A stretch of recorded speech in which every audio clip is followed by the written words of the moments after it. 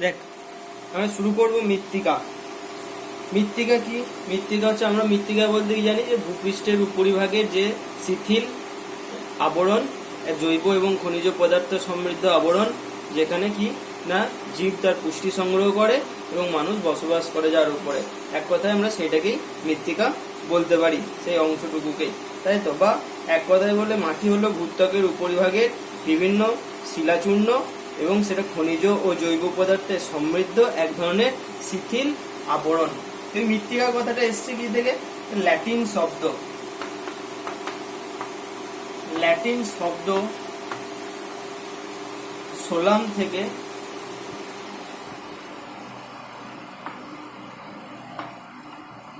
মৃত্তিকা। সোলাম থেকে এসছে সয়েল, সয়েল মানে হচ্ছে কি মৃত্তিকা। ল্যাটিন শব্দ সোলাম থেকে এই সয়েল শব্দটি এসছে, ঠিক আছে। সোলাম কথাটির অর্থ কি? সোলাম কথাটির অর্থ হচ্ছে মেঝে বা ভূমি। সোলাম কথাটির অর্থ হলো মেঝে বা ভূমি, ঠিক আছে। এবার এই ল্যাটিন, এই যে আমরা মৃত্তিকা পড়ছি, মৃত্তিকা হচ্ছে একটা অত্যন্ত গুরুত্বপূর্ণ একটা উপাদান এবং এই মৃত্তিকা সম্পর্কীয় একজন রুশ বিজ্ঞানী ভিভি ডকুচেভ সব থেকে বেশি গবেষণা করেছিলেন এবং এই মৃত্তিকা সম্পর্কে তিনি এক বিশাল গবেষণাপত্র তিনি প্রকাশ করেন। এবং এই রুশ বিজ্ঞানী, রুশ মৃত্তিকা বিজ্ঞানী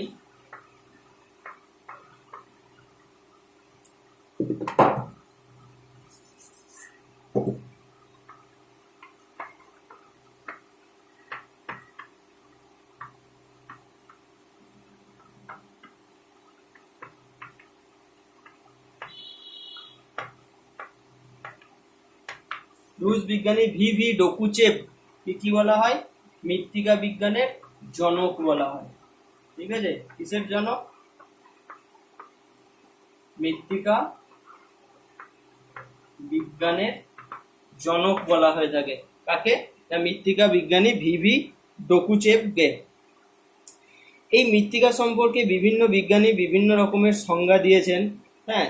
তার মধ্যে বর্তমানে সর্বাধুনিক যে সংজ্ঞা, সেই সংজ্ঞাটা অনুসারে আমরা কি বলবো না, সুদীর্ঘকাল ধরে বিভিন্ন প্রাকৃতিক পরিবেশে ভৌত রাসায়নিক, ঠিক আছে, বিভিন্ন ভৌত রাসায়নিক ও জৈবিক প্রক্রিয়ার মাধ্যমে আদিশিলা পরিবর্তনের ফলে ভূপৃষ্ঠের সমান্তরালে বিভিন্ন খনিজ ও জৈব পদার্থ সমৃদ্ধ ভৌত ও রাসায়নিক ধর্মবিশিষ্ট সুস্পষ্ট স্তরযুক্ত শিথিল নমনীয় পাতলা যে আবরণী স্তর গঠিত হয় ও যার উপর জীবকুল বসবাস করে এবং উদ্ভিদ তার পুষ্টিমৌল সংগ্রহ করে, তাকেই মৃত্তিকা বলে।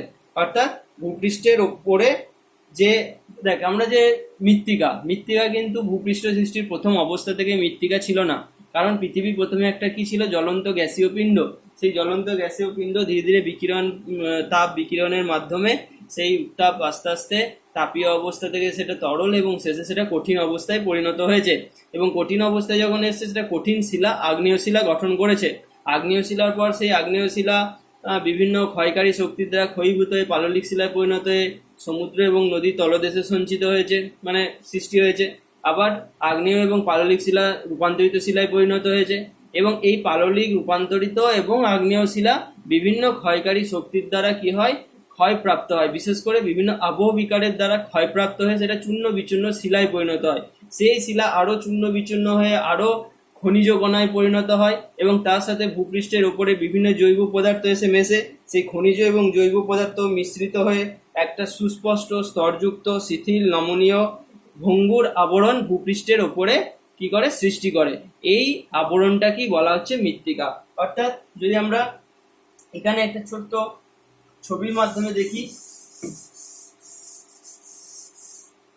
ভূপৃষ্ঠের ওপরে প্রথমে কি থাকে? প্রথমে শিলা থাকে, তাই তো। শিলা সৃষ্টি হয় ভূপৃষ্ঠের উপরে, আগ্নেয় শিলা, পাললিক শিলা বা রূপান্তরিত শিলা। আবহ বিকারের ফলে সেই শিলা কি হয়? চূর্ণ বিচূর্ণ হয়ে যায়। এই জায়গাতে চূর্ণ বিচূর্ণ হয়ে কোথায় পড়ে থাকে? আবহ বিকার কাকে বলে পরে আসছি। চূর্ণ বিচূর্ণ হয়ে গেল, চূর্ণ বিচূর্ণ হয়ে এখানেই পড়ে থাকে, ঠিক আছে। এগুলো চূর্ণ বিচূর্ণ হয়। তার মধ্যে কিছু কিছু শিলা আরো চূর্ণ বিচূর্ণ হয়, আরো চূর্ণ বিচূর্ণ হওয়ার পর কি হয়, এর সাথে বিভিন্ন জৈব পদার্থ এসে মেশে, ঠিক আছে, বিভিন্ন জৈব পদার্থ এসে মেশে, এর সাথে জৈব পদার্থ মিশ্রিত হওয়ার পর জল বায়ু মিশে একটা স্তর সৃষ্টি হয়, এই স্তরটাই হচ্ছে কি মৃত্তিকা। এবার ধীরে ধীরে এই মৃত্তিকা, ঠিক আছে, 1 সেন্টিমিটার মৃত্তিকা সৃষ্টি হতে কয়েকশো বছর সময় লাগে, ঠিক আছে। যতটা সহজ আমি বলে দিচ্ছি যে আজকে হয়ে গেল আবহবিকার হয়ে গেল, কালকে মৃত্তিকা সৃষ্টি হলো, হয় না। 1 সেন্টিমিটার মৃত্তিকা স্তর সৃষ্টি হতে কয়েকশো থেকে কয়েক হাজার বছর সময় লাগে, ঠিক আছে। তো সেরকম এইভাবে কি হয়, মৃত্তিকার সৃষ্টি হয়ে থাকে। জাস্ট আমরা পরে যখন আরো বিস্তারিত পড়বো তখন আরো বিভিন্ন প্রক্রিয়াগুলো আমরা জানবো, ঠিক আছে।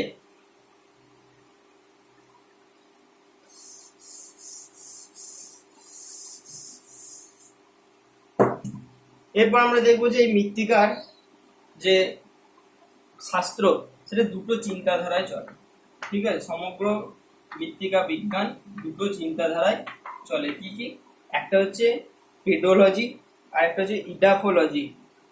কি, একটা হলো পেডোলজি।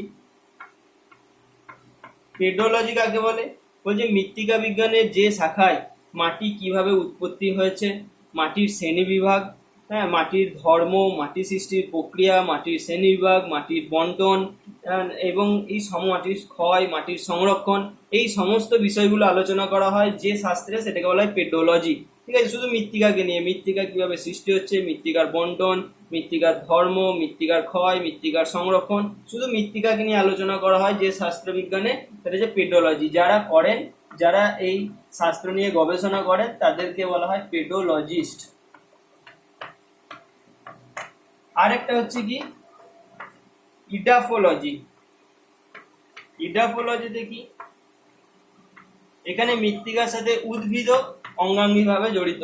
না, উদ্ভিদের বৃদ্ধিতে মৃত্তিকার ভূমিকা কি, ঠিক আছে, কোন একটা উদ্ভিদের বৃদ্ধিতে, ঠিক আছে, মৃত্তিকার ভূমিকা কি, ঠিক আছে, কোন ধরনের মৃত্তিকার উর্বরতাতে কোন ধরনের উদ্ভিদ বেশি ভালো গড়ে ওঠে, মানে পুরো মৃত্তিকার সাহায্য, মানে উদ্ভিদ বৃদ্ধির সহায়ক হিসাবে বা উদ্ভিদের বৃদ্ধিতে মৃত্তিকার ভূমিকা কিরূপ হয় সেই নিয়ে আলোচনা করা হয় যে বিজ্ঞানে, সেটাকে বলা হয় ইডাফোলজি।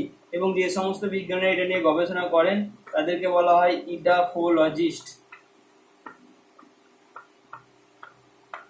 তাদেরকে বলা হয় ইডাফোলজিস্ট। বোঝা গেল? এবার আসবো আমরা মৃত্তিকার উপাদান।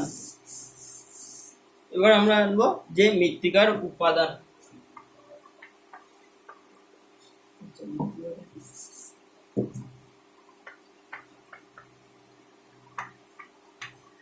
মৃত্তিকার উপাদান কি, মৃত্তিকা যে সমস্ত পদার্থ নিয়ে গঠিত হয়, মৃত্তিকা হচ্ছে একটা যৌগিক সংমিশ্রণ, ঠিক আছে। তাই মৃত্তিকার মধ্যে বিভিন্ন ধরনের উপাদান থাকে, যার মধ্যে প্রধান 3টে উপাদান থাকে, প্রধান 4টি উপাদান থাকে। কি কি উপাদানগুলো, কঠিন উপাদান, তরল উপাদান, বায়বীয় উপাদান এবং সজীব উপাদান, ঠিক আছে। উপাদান প্রধান হচ্ছে 3টে। আমরা যদি এটাকে একটা সার্কেলের মাধ্যমে আমরা দেখাই,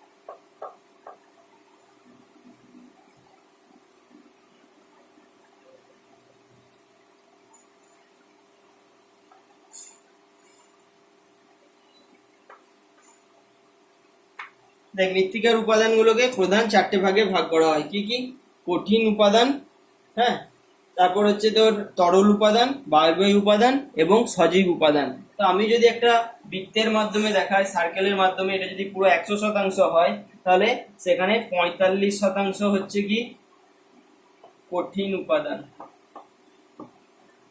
5% হচ্ছে জৈব উপাদান,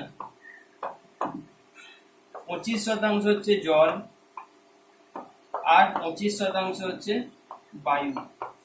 ঠিক আছে, অর্থাৎ 100%-এর মধ্যে 45%ই থাকে কঠিন উপাদান, 5% থাকে জৈব উপাদান, 25% থাকে জল এবং 25% থাকে বায়ু। এবং কঠিন উপাদানের মধ্যে কি কি থাকে? কঠিন উপাদানের মধ্যে প্রথমেই থাকে খনিজ পদার্থ। কঠিন উপাদানের মধ্যে থাকে প্রথমেই খনিজ পদার্থ। কি কি খনিজ পদার্থ থাকে? খনিজ পদার্থ আবার দুই ধরনের হয়, প্রাথমিক খনিজ পদার্থ, প্রাথমিক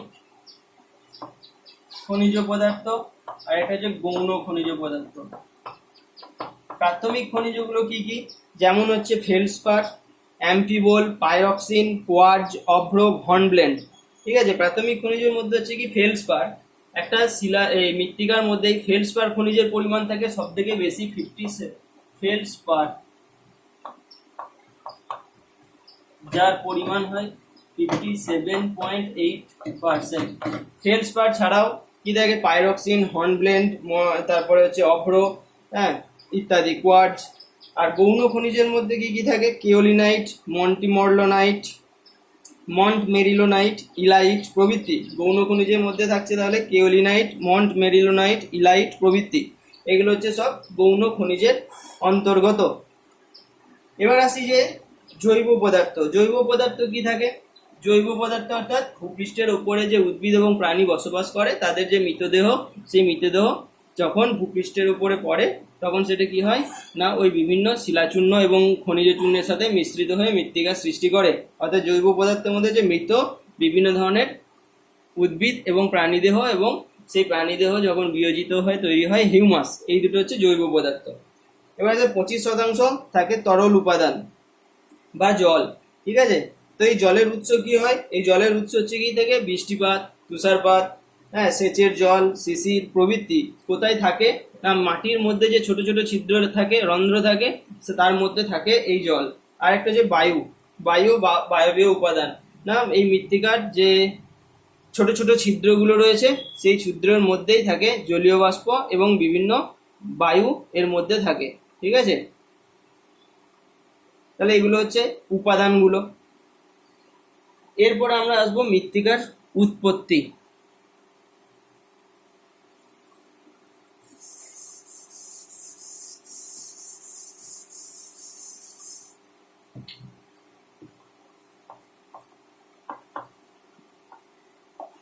মৃত্তিকার উৎপত্তি, মৃত্তিকার উৎপত্তি কিন্তু দুটো পর্যায়ে হয়ে থাকে। ঠিক আছে, কি কি দুটো পর্যায়ে হয়ে থাকে? একটা হচ্ছে প্রথম পর্যায়,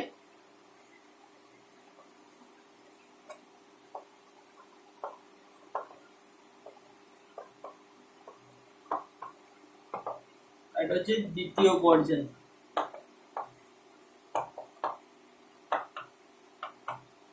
তাই আমি কি বললাম? মৃত্তিকার প্রথমে কি থাকে?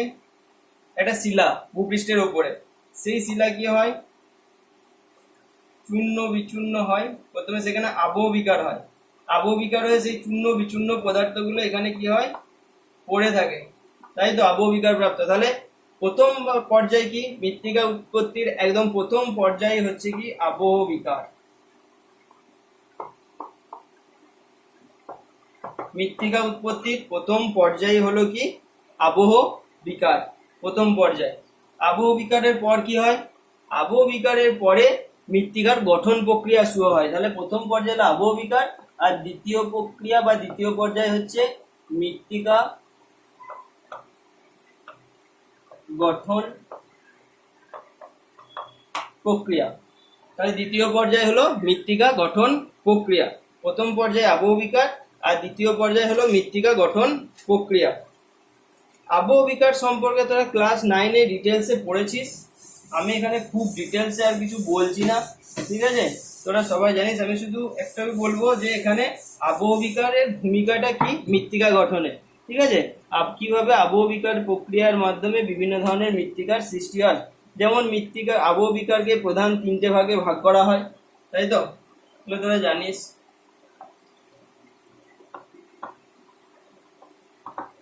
আবহবিকারকে প্রধান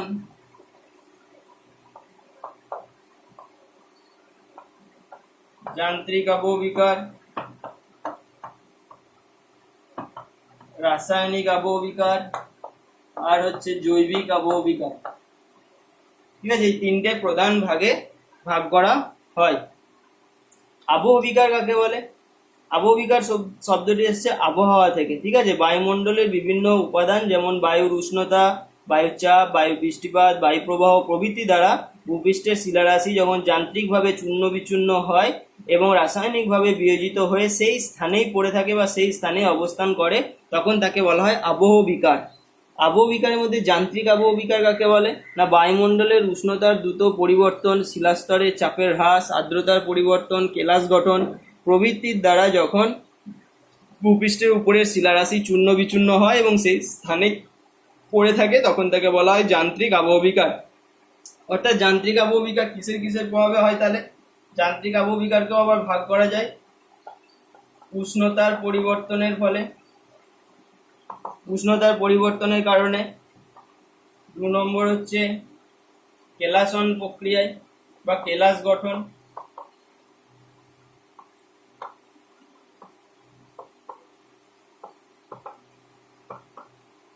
আর একটা হচ্ছে চাপ হ্রাসের কারণে, চাপ হ্রাস জনিত কারণ। আর উষ্ণতার পরিবর্তনের ফলে কি কি হয়? উষ্ণতার পরিবর্তনের ফলে তোরা জানিস, উষ্ণতার পরিবর্তনের ফলে হচ্ছে, তোরা আগেই পড়েছিস, প্রথম হচ্ছে প্রস্তর চাই খণ্ডীকরণ,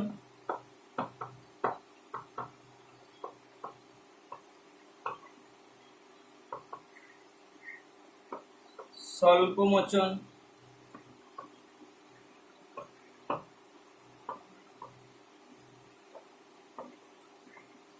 ক্ষুদ্র কণা বিসরণ। প্রস্তরচায়ী খণ্ডীকরণ, স্বল্পমোচন, ক্ষুদ্র কণা বিসরণ, এই তিনটে ভাগে উষ্ণতার পরিবর্তনের ফল হয়। প্রস্তরচায়ী খণ্ডীকরণ কাকে বলে? প্রস্তরচায়ী খণ্ডীকরণ হচ্ছে যে সাধারণত হচ্ছে শিলা তাপের কুপ্রবাহী। তাই উষ্ণ মরুভূমি অঞ্চলে কোনো বড় শিলাখণ্ডে কি হয়, দিনের বেলা সূর্যের তাপ পড়লে কি হয়, শিলাস্তরের উপরিভাগ কি হয়, উত্তপ্ত হয়। ঠিক আছে, শিলা তাপের কুপরিবাহের জন্য এই তাপ কিন্তু নিচের স্তরে যেতে পারে না, শুধুমাত্র শিলার উপরের স্তর কি হয়, উত্তপ্ত হয় এবং উত্তপ্ত হয়ে এটা কি হয়, প্রসারিত হয়।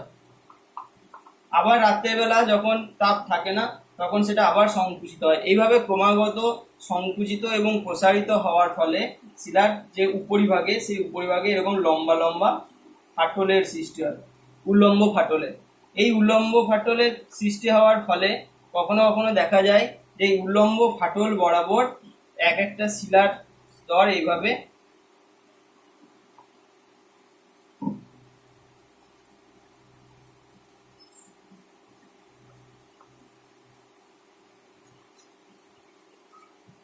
চায়ের আকারে ভেঙে যায়।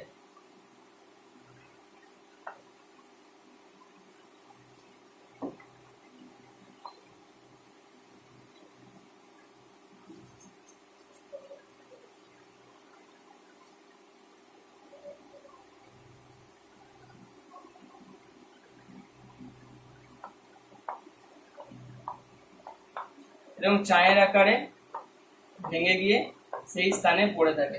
বোঝা গেল? প্রস্তরচায়ী খণ্ডীকরণ কাকে বলছে তাহলে? তা প্রস্তরচায়ী খণ্ডীকরণ হলো যে মরুভূমি অঞ্চলে দিনের বেলা যখন সূর্যকিরণ পড়ে তখন শিলার উপরিভাগের স্তর উত্তপ্ত হয় এবং সেটা আয়তনে বৃদ্ধি পায়, কিন্তু শিলা তাপের কুপরিবাহী হওয়ার জন্য শিলার অভ্যন্তরভাগ উত্তপ্ত হতে পারে না, ফলে আয়তনে কম বৃদ্ধি পায় বা কম আয়তন বৃদ্ধি পায় না। এর ফলে শিলার উপরের স্তরের সাথে নিচের স্তরে একটা পীড়নের সৃষ্টি হয় এবং পীড়ন মাত্রা বৃদ্ধি পেলে শিলাটি অসংখ্য উল্লম্ব ফাটলে ফেটে যায় এবং ওই ফাটল বরাবর যখন ওই শিলাখণ্ড কি চৌকো চৌকো আকারে বা ব্লকের আকারে সেটি ভেঙে পড়ে এবং সেই স্থানে পড়ে থাকে, তখন তাকে বলা হচ্ছে প্রস্তরচায়ী খণ্ডীকরণ।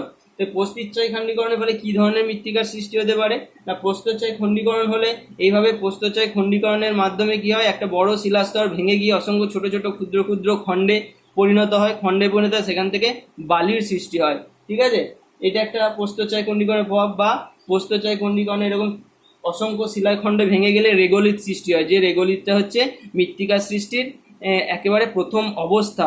ঠিক আছে, যেটা পরে একটু আসছি বলছি আবহবিকারটা শেষ হওয়ার পরে। তাহলে দ্বিতীয় হচ্ছে স্বল্পমোচন। স্বল্পমোচন প্রক্রিয়া কি? স্বল্পমোচন প্রক্রিয়া হচ্ছে, যেমন এটা একটা হলো স্বল্পমোচন হচ্ছে সমসত্ব প্রকৃতির শিলা। ঠিক আছে, শিলা যদি সমসত্ব প্রকৃতির হয়, অর্থাৎ সমসত্ব প্রকৃতির শিলা মানে একই ধরনের বা এক রকমের শিলা দিয়ে গঠিত পুরো শিলাটা। ঠিক আছে, পুরো শিলা একই ধরনের শিলা দিয়ে গঠিত হওয়ার ফলে কি হয় না, শিলার উপরিভাগে সূর্য কিরণ পড়লে সেটা কি হয়, উত্তপ্ত হয়, কিন্তু নিচের স্তর উত্তপ্ত হতে পারে না, কারণ শিলা তাপের কুপরিবাহী। তাই উপরের স্তর আয়তনে বৃদ্ধি পায়, অর্থাৎ প্রসারণ এবং সংকোচন হয়, কিন্তু নিচের স্তরে সেই প্রসারণ সংকোচন হয় না। ফলে উপরের স্তরের সাথে নিচের স্তরে একটি পীড়নের সৃষ্টি হয়, এবং এই পীড়ন বরাবর যখন অত্যধিক বৃদ্ধি পায়, তখন এই সমসত্ব প্রকৃতির শিলার উপরিভাগের অংশটা পুরোটাই পেঁয়াজের খোসার মতো পুরো একেবারে খুলে চলে আসে, এরকম গোলাকৃতি শিলার সৃষ্টি করে। ঠিক আছে, পেঁয়াজের যেমন পুরো একটা অংশ খুলে চলে যায়, ঠিক তেমনই এখানে যেমন চৌকো চৌকো ছিল, চৌকো না হয়ে পুরো শিলার উপরিভাগটাই পুরো খুলে চলে যায়। ফলে ভেতরের শিলাটা অনেকটা কিরকম এরকম মসৃণ অংশের বা গোলাকার মসৃণ একটা শিলার স্তরের সৃষ্টি করে। এইটাকে বলা হচ্ছে স্বল্পমোচন। এর প্রভাবে অনেক ক্ষুদ্র ক্ষুদ্র এখানে শিলারাশি পড়ে থাকে সেই স্থানেই। এবং এই তোর স্বল্পমোচনের ফলে কি হয় না, বিশেষ করে যে সমস্ত মরুভূমি অঞ্চল রয়েছে, বিশেষ করে যেখানে গ্রানাইট গঠিত অঞ্চল, সেখানে মৃত্তিকা সৃষ্টি হতে দেখা যায়, বিশেষ করে বেলে মাটির সৃষ্টি হতে দেখা যায়। ঠিক আছে, এই স্বল্পমোচন প্রক্রিয়ার ফলে। এবার আসি ক্ষুদ্রকণা বিসরণ। ক্ষুদ্রকণা বিসরণের ফলে কি ধরনের হয়? ক্ষুদ্রকণা বিসরণ কাকে বলে? ক্ষুদ্রকণা বিসরণ, যেখানে এটা ছিল সমসত্ব প্রকৃতির শিলা, বিষম সত্ত্ব প্রকৃতির যেখানে শিলা হয়, যেখানে বিষম সত্ত্ব অর্থাৎ বিভিন্ন ধরনের শিলা খনিজ নিয়ে গঠিত যদি কোনো একটা শিলা হয়, তাহলে বিভিন্ন খনিজ বিভিন্ন উত্তাপে বিভিন্ন আকৃতি বাড়তে থাকে। বিভিন্ন খনিজ তাপ গ্রহণ ক্ষমতাও বিভিন্ন হয়, তাহলে বিভিন্ন তাপে এগুলো আয়তনে বৃদ্ধি পায় খনিজগুলো, বা জল শোষণ করে আয়তনে বৃদ্ধি পায়। আয়তনে বৃদ্ধি পাওয়ার ফলে কি হয়, এই শিলার যখন পীড়ন মাত্রা অতিক্রম করে, তখন পুরো শিলাটায় কি হয়, প্রচন্ড শব্দে আওয়াজ করে ভেঙে যায়। ভেঙে যাওয়ার ফলে অতি ক্ষুদ্র ক্ষুদ্র ছোট ছোট কণায় পরিণত হয়। ঠিক আছে, এইটাকে বলা হচ্ছে কি ক্ষুদ্র কণা বিসরণ। সাধারণত মরুভূমি অঞ্চলে এই ধরনের ক্ষুদ্র কণা বিসরণ দেখতে পাওয়া যায়, এবং এই ক্ষুদ্র কণা বিসরণের ফলে অসংখ্য ছোট ছোট বালির সৃষ্টি হয়ে থাকে। এই ক্ষুদ্র কণা বিসরণের ফলে বালি বা বেলে মাটির সৃষ্টি হতে দেখা যায় এই ধরনের ক্ষুদ্রকণা বিসরণের দ্বারা। এবার আসি কেলাস গঠন প্রক্রিয়া। কেলাস গঠন প্রক্রিয়া সাধারণত দেখা যায় কোথায়? কেলাস গঠন প্রক্রিয়া দেখা যায় সাধারণত যে উষ্ণ শীতল যে মেরু অঞ্চল, সুমেরু বা কুমেরু অঞ্চল বা পার্বত্য যে অঞ্চল, সেই পার্বত্য অঞ্চলে দেখা যায় দিনের বেলা কি হয় না, যেখানে তাপমাত্রা দিনে রাতে তাপমাত্রার পার্থক্য হয়, দিনের বেলা তাপমাত্রা হিমাঙ্কের উপরে থাকে আর রাত্রেবেলা তাপমাত্রা হিমাঙ্কের নিচে নেমে যায়। সেখানে যদি বর্ষাকালে বৃষ্টি হয়, সেখানে শিলার পর্বতে যে ফাটল থাকে, সেই ফাটলের মধ্যে বর্ষাকালে জল জমে যায়। ঠিক আছে, জল জমার ফলে কি হয়, রাত্রিবেলা যেমন তাপমাত্রা কি হয় হিমাঙ্কের নিচে নেমে যায়, সেই বরফ কি হয় জমে যায়। বরফ জমে গেলে আয়তনে দুগুণ হয়ে যায়, আয়তনে বেড়ে যায়। আয়তনে বেড়ে গেলে কি হবে, উপরের দিকে তো বাড়বেই, পাশের দিকেও বাড়ার চেষ্টা করবে, কিন্তু পাশের দিকে তো জায়গা নেই, যার ফলে কি হয় এই শিলার উপরে চাপ সৃষ্টি করে। ফলে একসময় কি হয়, এই যে ফাটলটা, এই ফাটলটা এই চাপের ফলে আস্তে আস্তে বাড়তে থাকে। বাড়তে বাড়তে কি হয়, ফাটল আস্তে আস্তে বৃদ্ধি পায়, এবং এইভাবে বৃদ্ধি পেতে পেতে একসময় এই পুরো অংশটাই চূর্ণ বিচূর্ণ হয়ে যায়। ঠিক আছে, এইভাবে কি হয়, আবহবিকারের ফলে ক্ষুদ্র ক্ষুদ্র চূর্ণ বিচূর্ণ কণার সৃষ্টি হলো। এটা হলো কেলাসন প্রক্রিয়া। চাপ হ্রাসজনিত কারণে, চাপ হ্রাসজনিত বলতে অনেক সময় দেখা যায় যে কোনো ছোট শিলার উপরে অনেক সময় অনেক বড় শিলা অবস্থান করে। তো যদি কোনো কারণবশত এই বড় শিলাটা সরে যায়, এখান থেকে যদি বড় শিলাটা সরে যায়, তাহলে কি হয়, এইটার উপর থেকে চাপটা সরে যাওয়ার পরে এটা অসংখ্য খণ্ডে ভেঙে গিয়ে চূর্ণ বিচূর্ণ হয়। এটা হচ্ছে চাপ হ্রাসজনিত কারণে আবহবিকার। এই আবহবিকারের ফলে কি হয়, শিলা চূর্ণ বিচূর্ণ হয় এবং বালিতে পরিণত হয়, এবং তার থেকে মৃত্তিকা সৃষ্টি হতে পারে। বা মৃত্তিকার সৃষ্টি হতে দেখা যায়। এরপর আসি যেটা তোর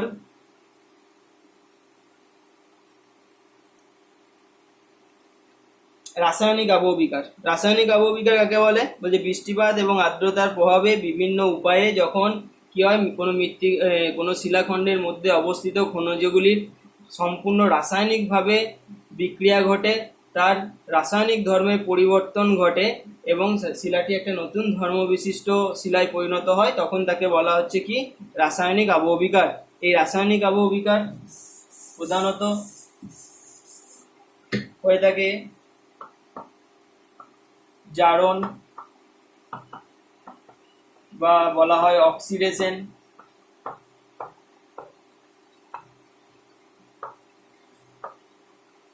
কার্বনেশন,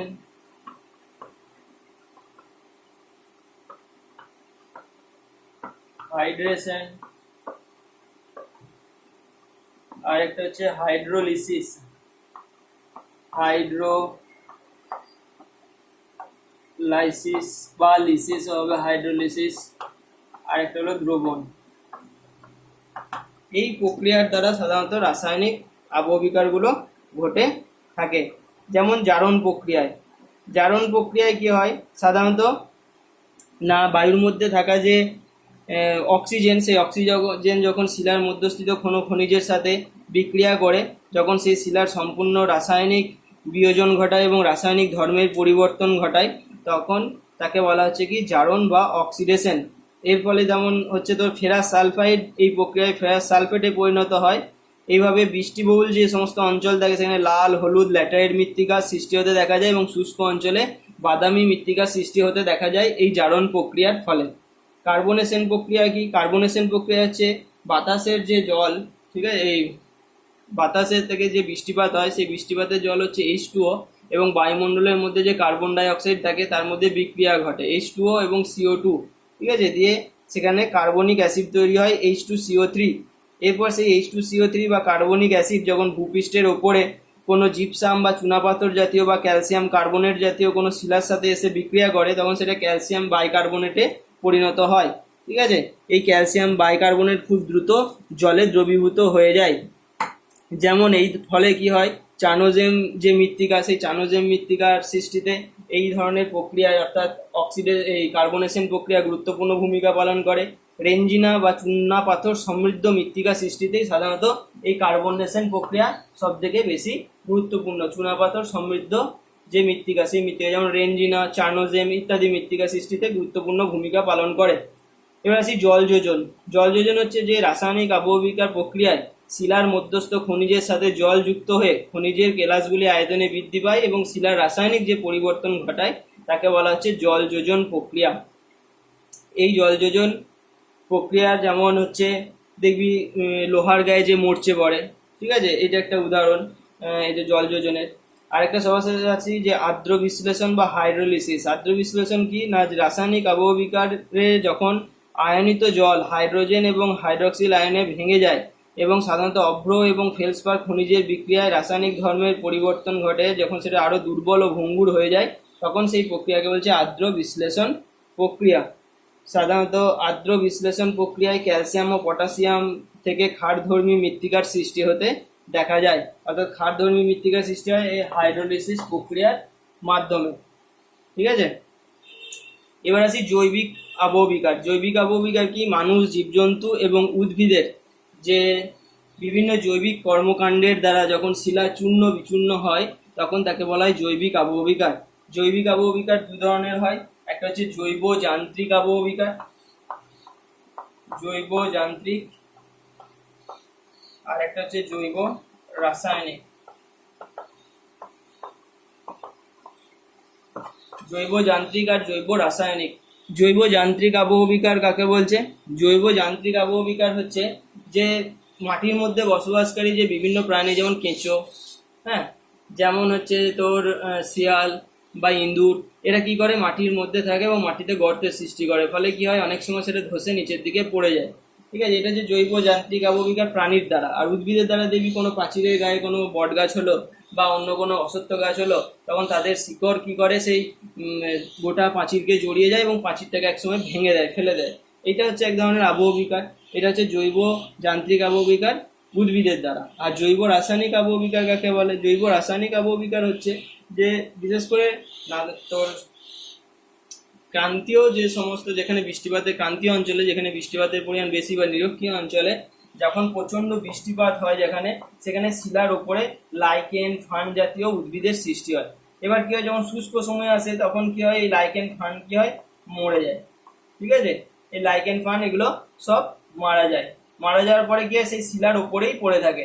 এবার যখন আবার বৃষ্টিপাত হয়, আবার বৃষ্টিপাতের ফলে যখন বৃষ্টির জল অর্থাৎ কার্বনিক অ্যাসিড এই হিউমাস পরিণত হয়, যেটা লাইকেন এগুলো মারা যাওয়ার পর হিউমাসে পরিণত করে শিলার উপরেই পড়ে থাকে। শিলার উপরেই পড়ে থাকার পর যখন বৃষ্টির জল অর্থাৎ কার্বনিক অ্যাসিড যখন এসে হিউমাসের উপর পড়ে, তখন এই হিউমাসের সাথে কার্বনিক অ্যাসিড বিক্রিয়া করে হিউমিক অ্যাসিড তৈরি করে। কি তৈরি করে? Humic acid. হিউমিক অ্যাসিড তৈরি করে।